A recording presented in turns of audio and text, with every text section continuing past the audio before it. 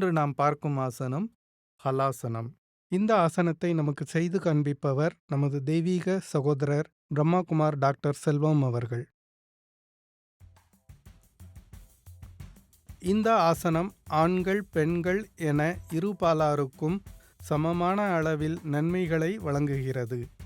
முக்கியமாக இந்த ஆசனம் அடிவயிறு மற்றும் முதுகு தசைகளை வலுப்படுத்த உதவுகிறது. ஹலாசனம் செய்முறை: முதலில் தரையில் மல்லார்ந்து படுத்துக்கொள்ள வேண்டும். பின் மூச்சை உள்ளிழுத்தபடி 2 கால்களையும் ஒன்றாக மேலே உயர்த்த வேண்டும். 2 உள்ளங்கைகளையும் தரையில் வைத்திருக்க வேண்டும். பின் கால்களை மெதுவாக தலைக்கு மேல் உயர்த்தி முதுகை வளைத்து பாதங்களை தலைக்கு பின்புறத்தில் உள்ள தரையை தொட முயற்சிக்க வேண்டும். இந்நிலையில் மெதுவாக மூச்சை உள்ளிழுத்து மெதுவாக வெளியிட வேண்டும். பின்பு மெதுவாக பழைய நிலைக்கு திரும்ப வேண்டும். இந்த ஆசனத்தை 3 முதல் 5 முறை செய்யலாம். இந்த ஆசனத்தை காலை அல்லது மாலை என எந்த வேளையிலும் செய்யலாம். ஆனால் இந்த ஆசனத்தை வெறும் வயிற்றில் செய்ய வேண்டும். முக்கியமாக இந்த ஆசனம் செய்யும்போது எடையை தோள்பட்டையில் தான் சுமக்க வேண்டுமே தவிர கழுத்தில் அல்ல.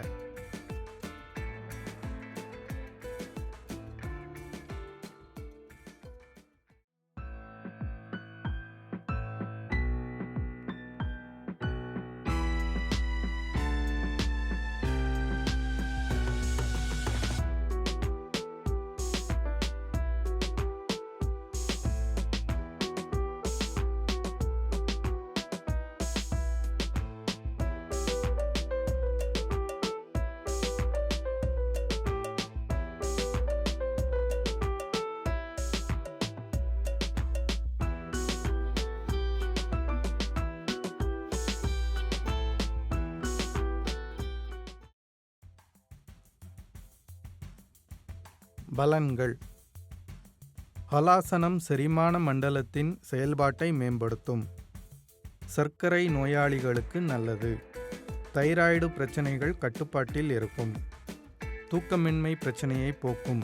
எடை இழப்பிற்கு உதவும். உடலின் நெகிழ்வுத்தன்மை அதிகரிக்கும்.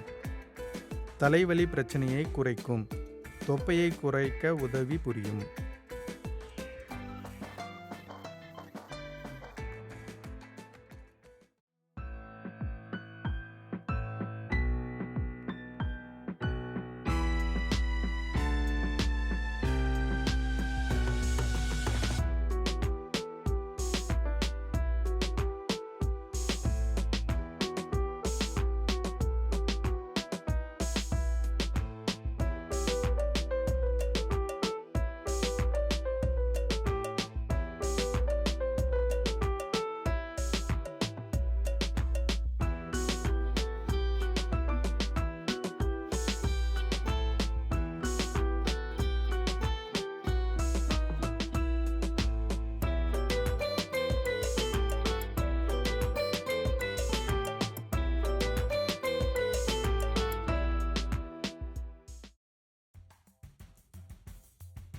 யாரெல்லாம் ஹலாசனம் செய்யக்கூடாது?